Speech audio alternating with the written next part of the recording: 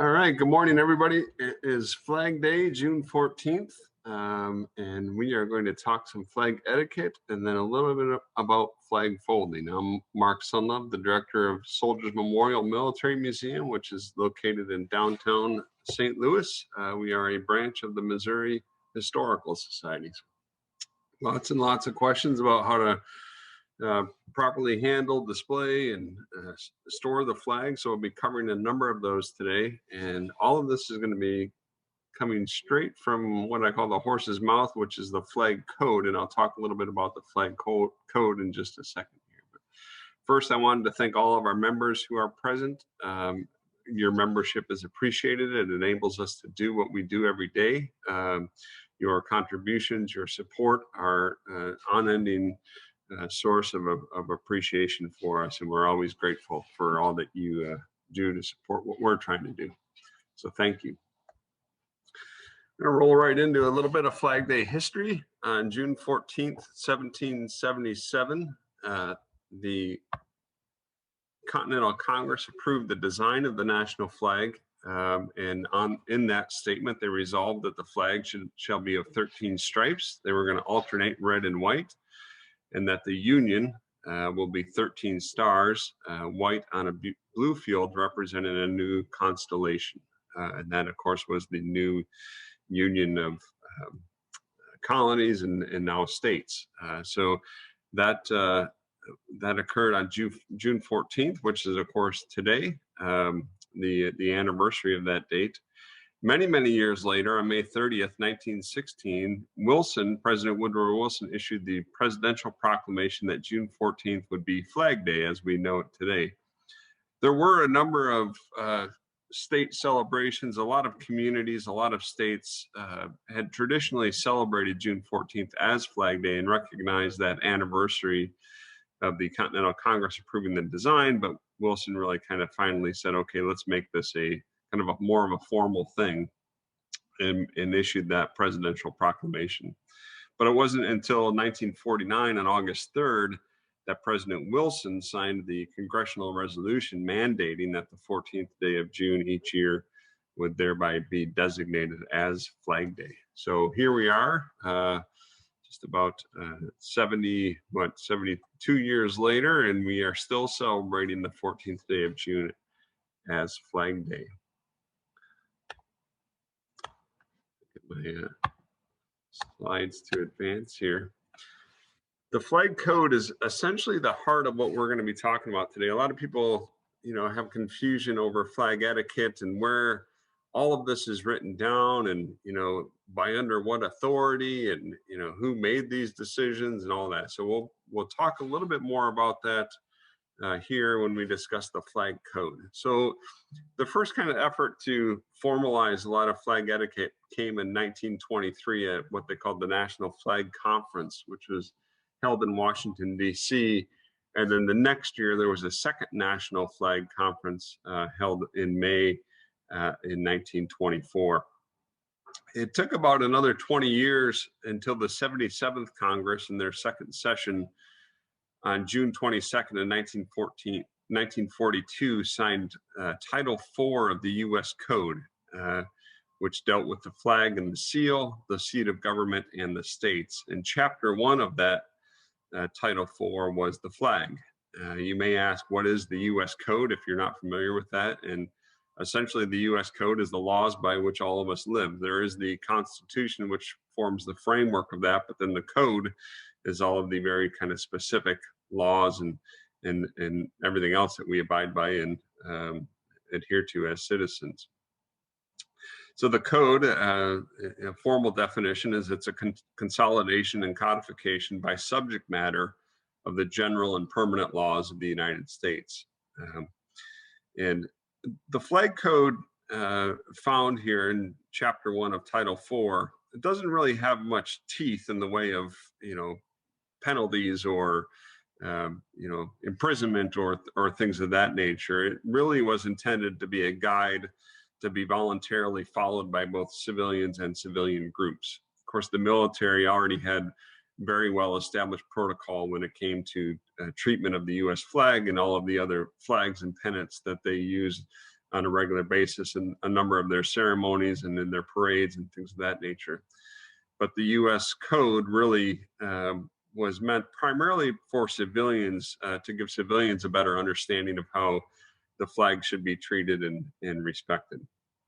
It's important to note that the flag code does not cover all situations. You will certainly see areas of treatment of the flag that just aren't touched here. And I think in those situations, it's best just to use your best judgment and to kind of follow a few key, I guess, principles when treating the flag. And we'll get into that a little bit, and so you'll have a better understanding of how to deal with those situations.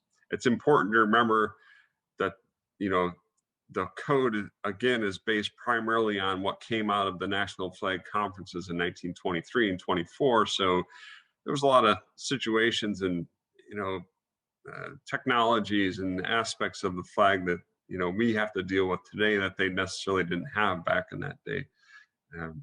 But overall, the intent of the flag code is to quote, to ensure that no disrespect should be shown to the flag of the United States of America. There are 10 sections of the code. I'm going to cover each one of these, again, kind of giving it to you straight from the horse's mouth. You can find a lot of these sections of the code you'll find on multiple websites in most any search, in a lot of different companies that sell flags, or different organizations, especially veteran service organizations like the American Legion, have taken this code and kind of applied, you know, tried to simplify it or apply more basic language to it. So countless places to find this information. But if you want to really be following the code and you want to know, you know, where it all came from, which I think a lot of us do, they want to know the actual source of this information. It's this flag code.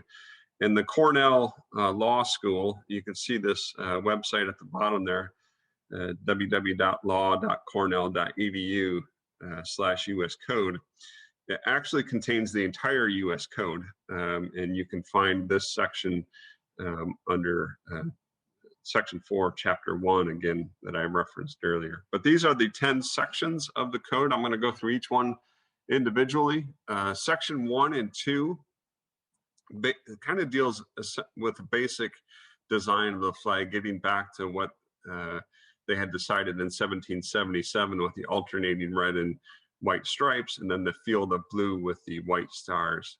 Section 2 deals with the addition of stars, which, you know, the most recently Alaska and Hawaii, when they were added, how to go about doing that. And all the code kind of definitively says is after a new state is added to the country, kind of the deadline for adding that star to the flag is July 4th of the next year. So there's a little bit of time to redesign that flag. And mostly what we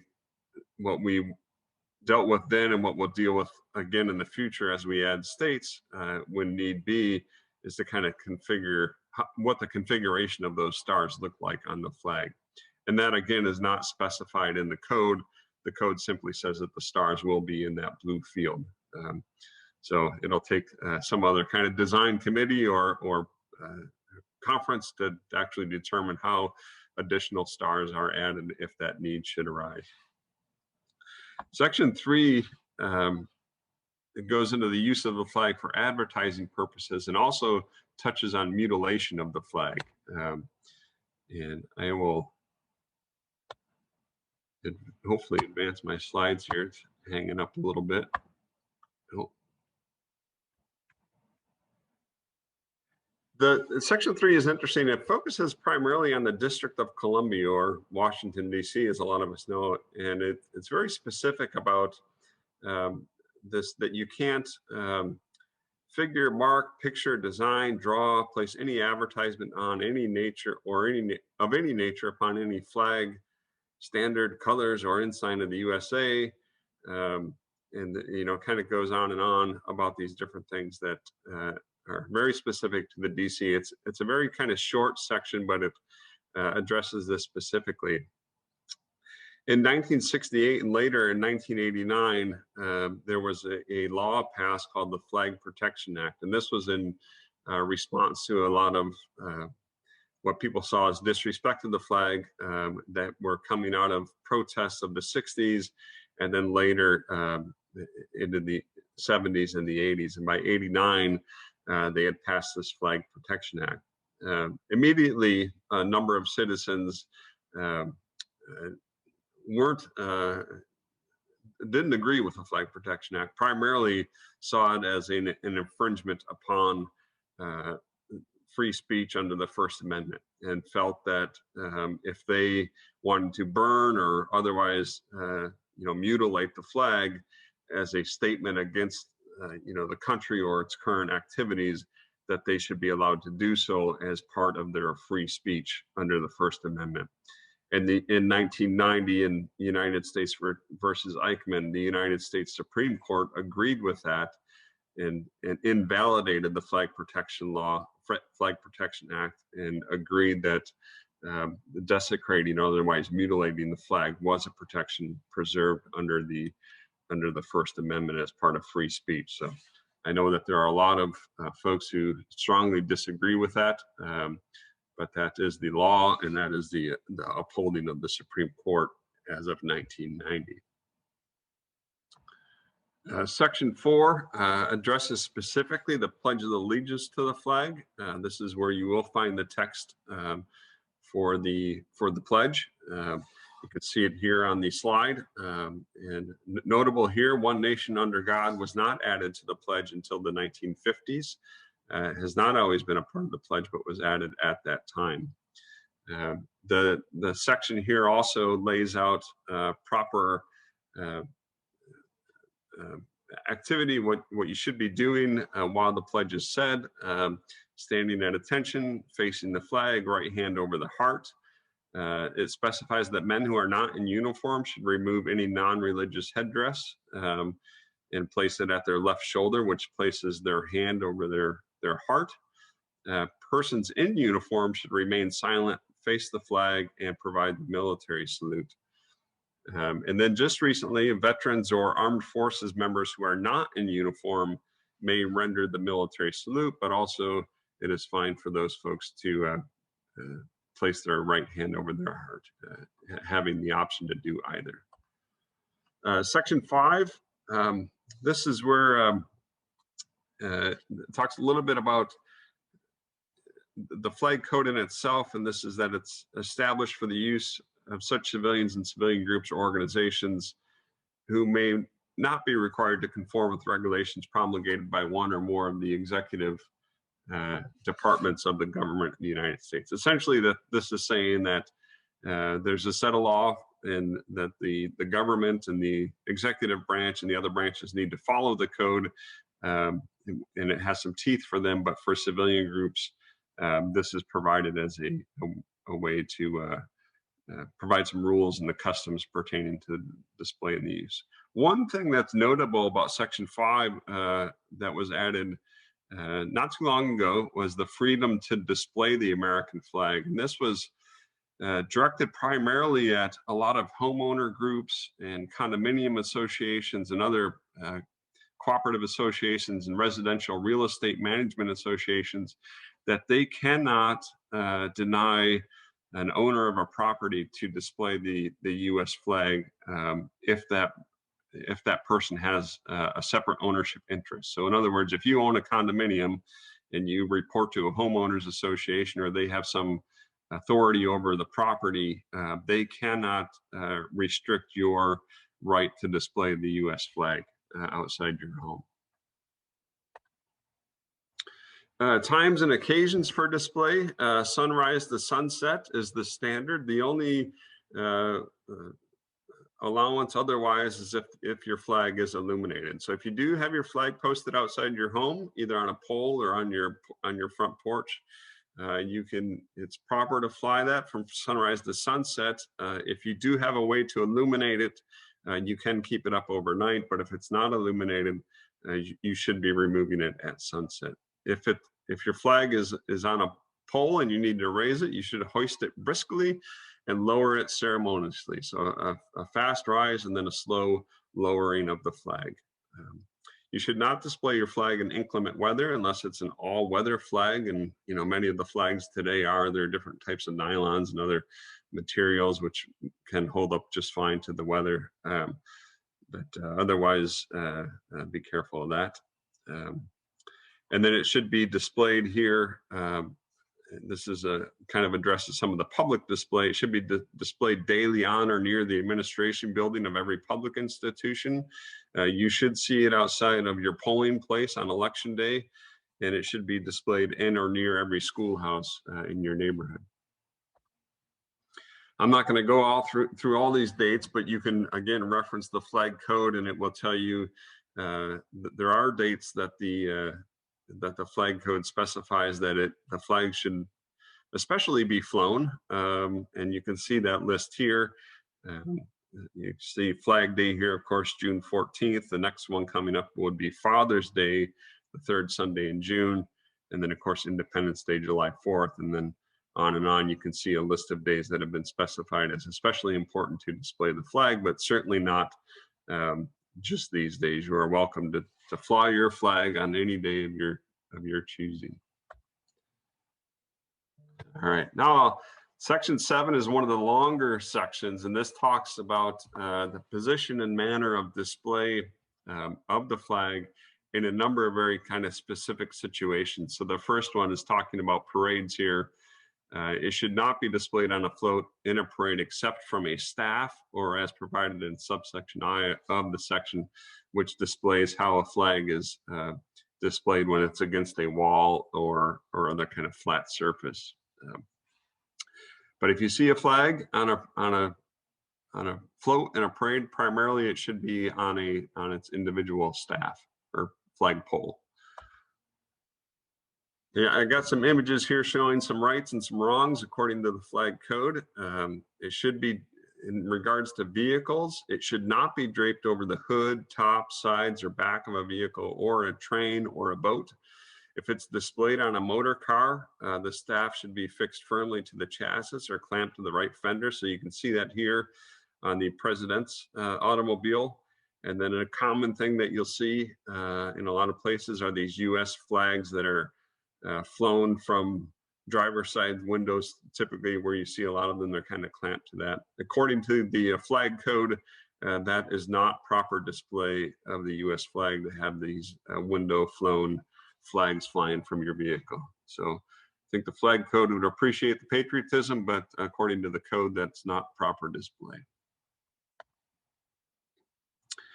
And this is one of these, this next one is one of these kind of key moments, and that is no other flag or pennant should be placed above or if on the same level to the right of the US, of the flag of the United States of America.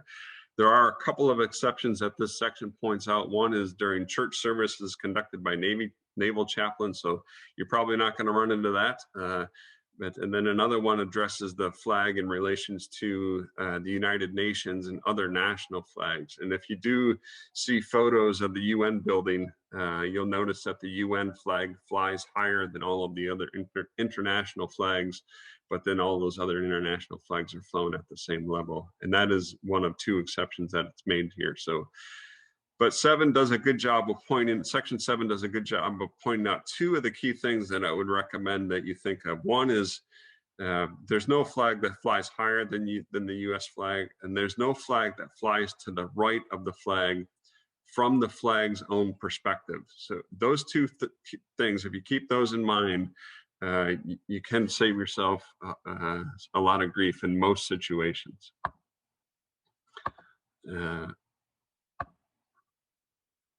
This deals with flags that are placed on crossed staffs. This next paragraph in section 7, if it's displayed with another flag against a wall from crossed staffs or crossed poles, it should be on the right, again, the flag's own right. So imagine yourselves in the flag's shoes. The flag is on the furthest right. So you can see the Navy here on this ship has done it properly. And then this, I think this is a pin or a sticker that's being sold on Amazon. You can see that while they do have the US flag staff in front of the Texas flag, the Texas flag is to the US flag's right, which is improper. It's giving, this pin is giving the position of honor to the Texas flag over the US flag, which is incorrect. If it's flown in the center of, if it's placed in the center of other flags of states or localities, there's essentially two ways to do this. One, if it's in the center, and you can see the image on the left here, that it's taller than the other staffs and it's slightly forward. And then on the image on the left, you can also display the US flag if they're all of the same size, again, to the far right, as seen from the flag's perspective. So you can see that here. And then you also will see the 5 branch flags in this photo on the right. And they also are flown or positioned in a certain order of precedence. And you'll see in this flag the Army, the Marine Corps, the Navy, the Air Force, and the Coast Guard. And those have nothing to do with, respect or love of each branch. Each branch is certainly loved and respected equally, but it primarily historic order of when those individual branches were recognized by the U.S. Congress. So those go way back. And then, of course, now with the addition of the U.S. Space Force, this photo lacks it, but there will be a Space Force flag added to the branch flags eventually. If the U.S. flag is flown on the same pole as other flags, which you can see in this image, which is completely fine to do, it needs to be the flag on top. It should be at the peak of the pole or the staff, and you can see that here with the POW MIA flag flown directly beneath the U.S. flag. You should never have a situation where another flag or a pennant is flown above the U.S. flag. So again, 2 of those rules: always to the flag's own right and always at the highest position. When you get into the flags of 2 or more countries, this is tricky and definitely a touchy subject depending on your own nationality. I assume most of us are United States citizens on the call here, but it's important that the flag be flown here, or you can see positioned here to the right of the other flags in this situation. It should never, international flags should always be flown at the same height of one another, and should not be flown on the same staff. So you can see this flag pole on the right with the US flag and the Canadian flag, with the US flag positioned above the Canadian flag. Of course, I'm sure our own allegiances, we're comfortable with that, but it's a considerable offense to foreign nations to fly our flag above their own flag, and can even be considered an act of aggression, and so it should not be done. And so in this situation, while this group was, I think this photo is from a sports team that was visiting. Either was either high school or a minor league team they were visiting, and so they decided to attempt to show respect to Canada by adding their flag to this pole, but actually by displaying the flag, the Canadian flag below the U.S. flag, is actually a sign of disrespect to the Canadian nation here. If you're going to display it off your front porch, like a lot of folks like to do, this display is perfectly fine. You can see that it's being projected at an angle from the ledge of, or the porch railing here, and that's absolutely fine. And the flag code here points out that the union of the flag should be placed at the peak of the staff, which you see here. It goes into some other specific concerns if it's suspended over a sidewalk, which I don't think I've ever seen that, with a rope extended from a house to a pole at the edge of the sidewalk. That's something I don't think I've seen, but that is here in the flag code, and you can see that. And if that's the case, the flag should be hoisted out union first from the building. So the blue square, the union, should be furthest from the building if it's on a rope in this situation.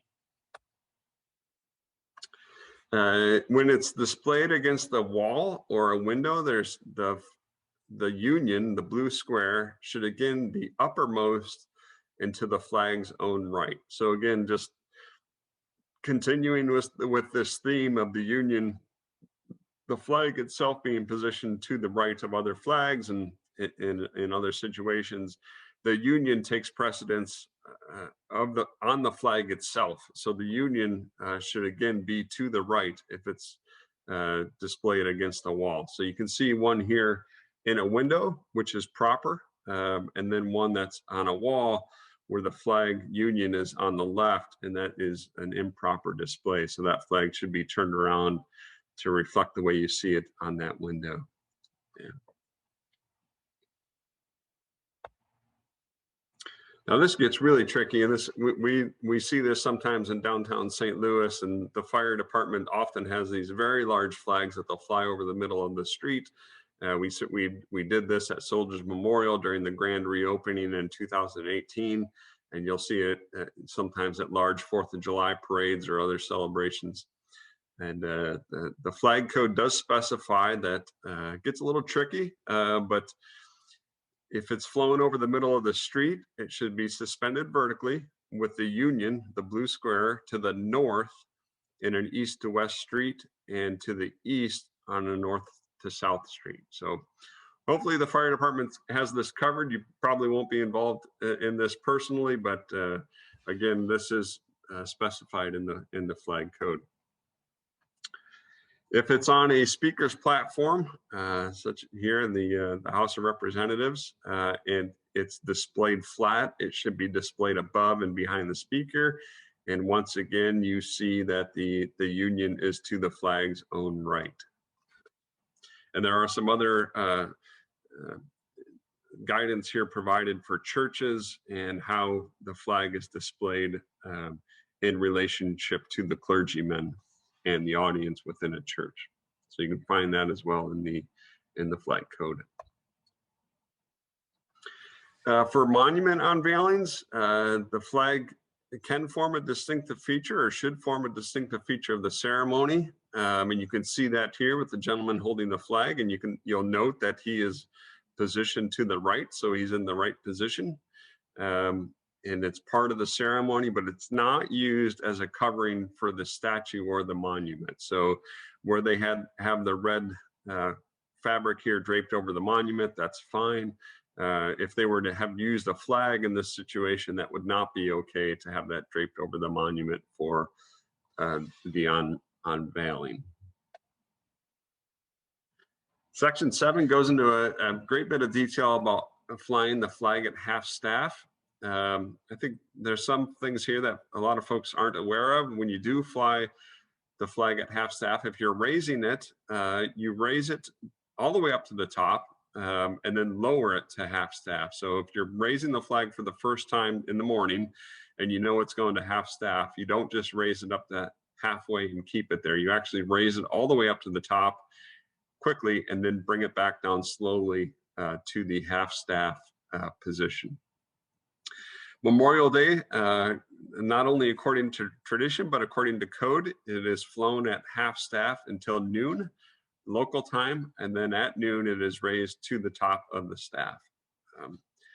And then both the president and the governor and the mayor of the District of Columbia have some privileges and some responsibilities to direct the ordering of the half staff flying. And you can see there's a number of specific situations here by order of the president when there's a death of principal figures of the U.S. government and the governor of a state, territory, or possession, or as a mark of respect to their memory. Governors also and the mayor of the District of Columbia have some authority as well as to when the flag should be flown at half staff. And you'll find those specified here and then also in the flag code itself. And then some more direction that's given by the flag code. Half staff the flag should be flown at half staff 30 days from the death of the president or from a former president, 10 days from the day of death of the vice president, the chief justice, or a retired chief justice of the U.S., or the speaker of the House of Representatives.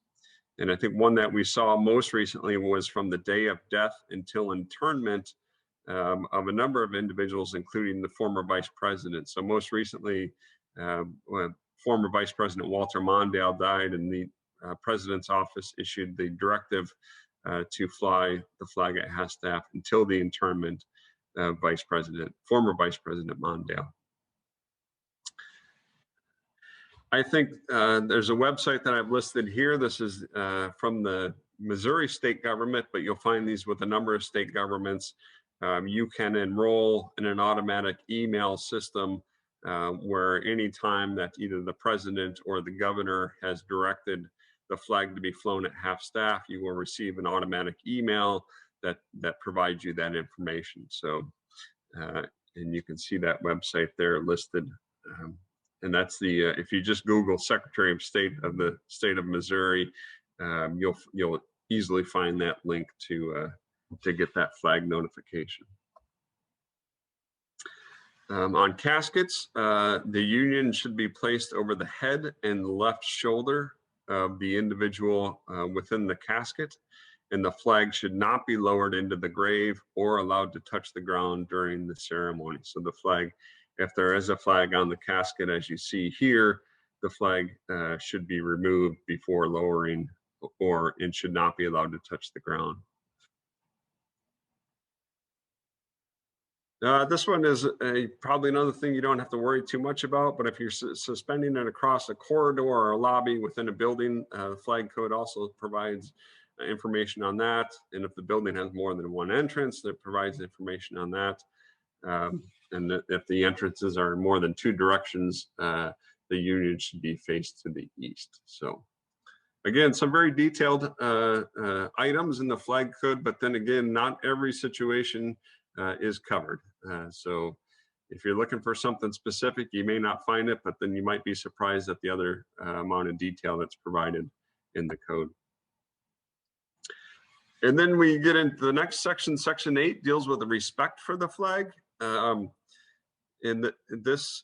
first part here states that the flag should not be dipped or lowered to any person or thing.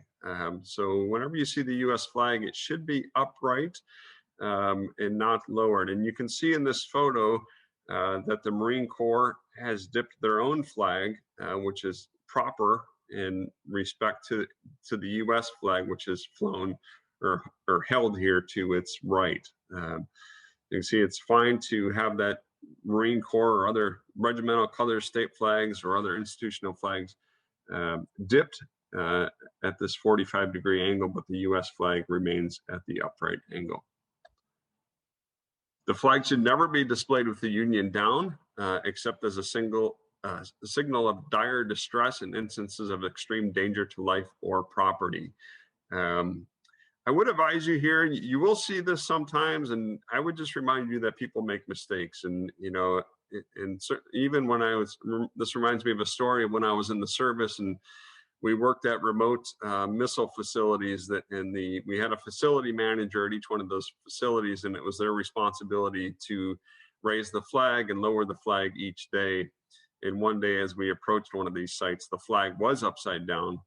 So we did what was proper for us, which was to treat that as a sign of duress or distress. These were sites that controlled nuclear missiles, so we called back to our support base and said that we had a possible duress situation at the site and declared a security situation there. They sent out the Humvees with fully armed security personnel to kind of enter the site and determine what was happening there. Of course, the facility manager simply had made a mistake, you know, kind of a careless, thoughtless mistake, and ended up raising the flag upside down that morning. Obviously, completely unintentional, and it felt very embarrassed and ashamed for that, but we were able to right things. And so if you see this in your community, I would say before you get outraged, consider a conversation with whoever is flying that flag and ask them if they're aware that they placed their flag upside down. So not always intentioned, sometimes very unintentional, and usually going to be very embarrassed and whatnot. But people are human, and we do make some grievous mistakes. The flag should never touch anything beneath it, such as the ground, the floor, the water, or other merchandise. You can see this individual here who ironically is wearing a t-shirt that proclaims he stands for the national anthem, also is taking some time out to sit on the U.S. flag to enjoy his beverage there in the field. Um, kind of a thoughtless thing, but the flag obviously shouldn't be sitting on it or allowing it to touch the ground. And you'll see this in just about every sports stadium in America, but the flag, according to the flag code, should never be carried flat or horizontally, as you see it in just about the start of every football game and some baseball games, but should always be held aloft and free. So the flag code does specify that this is improper. So a nice display of patriotism for sure, but also a violation of the flag code. The flag should never be used as wearing apparel, bedding, or drapery. It should never be festooned, drawn back, nor up in folds, but always allowed to fall free. The flag code does here explain the use of bunting, and that blue, white, and red, always arranged with the blue above and the white in the middle. The red below should be used for covering a speaker's desk, draping the front of a platform, or for decoration in general. So what the flag code is saying here is that you should not be using a flag to decorate things, but you can use this red, white, and blue bunting. You will see a lot of clothing items that are, U.S. flag in style. I think people can split hairs over this, like these shorts. Somebody might argue that this actually isn't the U.S. flag, but it's some sort of representation of the flag. I think it depends on how much of a purist or how purely you want to interpret the flag code. For me, items like this make me uncomfortable. I think that I see them as a violation of the flag code, and that that it's not okay. But you will see these all over, especially on 4th of July. You'll see people wearing flag t-shirts and flag shorts and flag hats and all kinds of things, which I think are probably well-intentioned, but also probably a violation of the flag code. Should never be fastened, displayed, used, or stored in such a manner as to permit it to be easily torn, soiled, or damaged in any way. This one was hard for me to come up with examples, but I think anything like if you're trying to display one on a wall, you probably don't want to put staples through it or pins or other things through the flag that would damage the fabric. You can probably think of other examples, but you basically want to be careful with how you're fastening, displaying, and storing the flag. Should not be used as a covering for a ceiling. So you can see here in this person's garage, they've applied the flag to the ceiling of their garage. Again, this is a violation of the flag code, section 8 here. Respect for the flag should never have placed upon it, nor any part of it, nor attached to it any mark, insignia, letter, word, figure, design, picture, or drawing of any nature. Basically, you shouldn't be altering the flag. And you can see both supporters of our past two presidents, both Trump and Obama, and I'm sure probably every president before them as well, their supporters have violated this part of the code by putting both the president's image and some text on the flag itself. So again, a violation of the flag code, and according to the flag code, disrespect of the flag. Should never be used as a receptacle for receiving, holding, carrying, or delivering anything. Again, this is kind of an interesting thing. I've never seen this done. I certainly couldn't find a photo of it, but I guess you should never use the flag as kind of a satchel where you can wrap things up and carry things, I guess. Again, something I've never seen, but I guess could be done. It should never be used for advertising purposes in any manner whatsoever. It should not be embroidered on cushions or things that you would sit on, or handkerchiefs, things that you would blow your nose into, or printed or otherwise impressed on paper napkins or boxes, or anything that is designed for temporary use and then discarded. And so I think, this quick image of U.S. flag napkins, and you can see the flag on these paper plates and paper cups and napkins, all of which are going to be soiled and discarded and thrown in the trash. Again, somebody might argue that this isn't the flag, but it's a representation or a portion of the flag. Again, for me, this violates the flag code and not something that I would be supportive of. But again, somebody might want to split hairs with you over whether or not this is truly the flag and being used as a napkin, so, or other disposable item. Should never be a part of a costume. As you can see, this young girl here, clearly, dressed in this U.S. flag costume. However, you will see it attached on the shoulder of military personnel, firemen, and policemen. And a lot of people, when you see the image on the left here, it looks like the union of this flag is to the left, and it is on this patch, not to the right. You might, everything I've said before this, you probably anticipate that union to be on the right. But I think the way that this is presented is that the flag does not retreat. And so if you can remember back to that photo of the president's vehicle with the flag on the right fender, with the blue union moving forward, this is the same thing. If it's positioned on a person's right arm, the union needs to be to the left in this situation to present the flag as moving forward as the individual walks forward and never retreating. So I know sometimes when I see that, it throws me off a little bit, but that's the reasoning for that design there.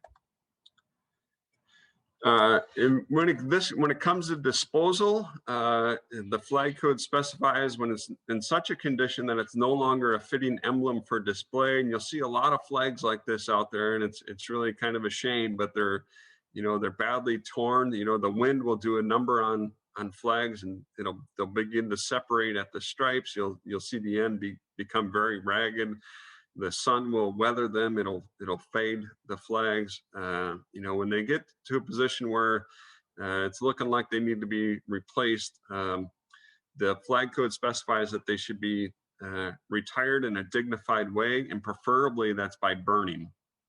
And your local American Legion post, your VFW posts, other veteran service organizations often will take flags that are needing of retirement. At Soldiers Memorial, we collect flags. We will accept your flag if you bring it to us, and we work with the American Legion to ensure that the flags receive a proper disposal, and that is as specified by the flag code as burning. So you can see this Legion group here is collecting and burning flags to properly dispose of them. And then when hoisting, lowering, or the passing of the flag, if you're in your military uniform, they'll salute, and they know to do that. Armed forces who are not in uniform and veterans may render the military salute, but all others should face the flag, stand at attention, and put the right hand over the heart. And then, or if you're wearing a headdress, remove the headdress, and it's not a non-religious headdress, remove it with your right hand and hold it at your left shoulder. Citizens of other countries, and this applies for U.S. citizens as well, if you see a flag of a foreign nation passing, you should honor the due respect to stand at attention as the flag passes. If the flag is moving past you, render your salute or stand at attention as the flag is passing. Section 10 is kind of a caveat that the president, the commander-in-chief of the armed forces, if he or she deems it to be appropriate or desirable, can alter the rules within the flag code. So that's the last section of the flag code. So I know that was a lot. I'm going to get into flag folding, which is actually probably a lot simpler than you may think. It's not very complicated. I'm going to jump into that real quick. But I do want to point out that flag folding is not addressed in the flag code, and flag folding has come by way of tradition primarily through the military and other veteran service organizations. it is okay if you're storing your flag for long term to fold it and place it in a plastic bag. You know, if you're a person who, you know, maybe only flies it on special days of the year, not every day, and you're trying to preserve your flag for as long as can be and to keep it in the best condition that you can, you do not necessarily have to fold it in the triangular traditional method to do that. And while it's probably recommended to fold it in that method, it's very difficult to do as a single person. So if you're having trouble and you need to fold it otherwise to store it, that is permissible. But I do want to cover the traditional kind of most common way and to fold the U.S. flag. If you start with the flag as such, and typically you'll have two people on either end, you bring the red stripes up to the blue, the top of the blue union, where the stars are, and you can see that done here. That's your first fold. You're folding it in half lengthwise, and then the second fold is repeating that and bringing the bottom up to the top and folding in half lengthwise a second time. And then once that's done, you turn the flag so it's kind of flat and held between the two individuals. And then from the stripes end, you begin this triangular fold. You fold it over once, you can see in step 3 there, and then you fold it again, and you kind of repeat this triangular process until you get to the end. And typically you're going to have a little bit of the banding, of the blue banding left at the end, and you'll see when you do this that it tucks very nicely into the rest of the folding that you have done. And hard to show on display here, but you'll see that. And there are countless YouTube videos out there that you can check out, and a lot of great information, both at the VA, but then both at the American Legion has a great portion of their website that specifically addresses this flag folding, flag etiquette, that provides YouTube video showing of how to fold the flag. So don't be intimidated by this. I know certainly when you see a military honor guard fold the flag, it looks very intimidating because they're extremely sharp and precise, and as they should be. But this is something that you can do. I promise you that you can do this. You might not be as sharp as a military honor guard unit, but you can get the flag folded properly without too much of a challenge. That's all I have for today. I want to thank you. I'm more than happy to take any questions in the, you'll see a Q&A box at the bottom of your screen. You can type those in, and I will happily do my best to address those. Again, everything I presented today was out of the United States government's flag code, which is everything else. If you hear any other flag etiquette out there, it should be based off of what we covered today. Again, some things to remember: the flag should always be to its own right, nothing further to the right of itself, and the flag should be displayed at the highest point of prominence in most other situations. So if you remember those two things, you'll probably be in good shape. And again, I'll take any questions, and then I will, next slide here shows a couple of our virtual upcoming sessions that are being hosted by and this is the American Legion. This gentleman's name is Rufus Shannon, and he's with American Legion Post 77 here, holding the folded flag at Soldiers Memorial.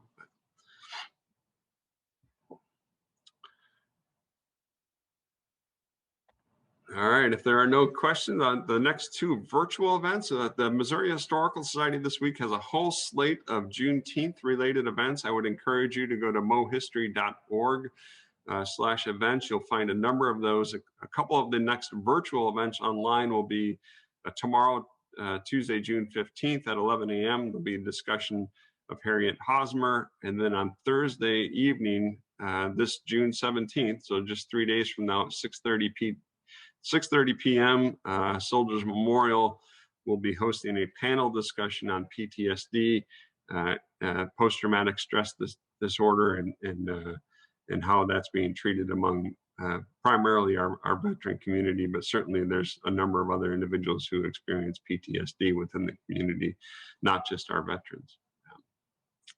So those are our next upcoming virtual events. But again, I encourage you to go to mohistory.org/events, and I encourage you to consider membership and continued support of both the Missouri Historical Society and Soldiers Memorial. And you'll be able to find this video on our YouTube channel. That should be up within a few days, and be sure to watch that and share that as you wish. All right, thank you very much. Have a good Flag Day, and I encourage you to go out and fly your flag. And if you don't have a flag, go out and maybe purchase one and set that up and start flying it today. Thank you. Bye-bye.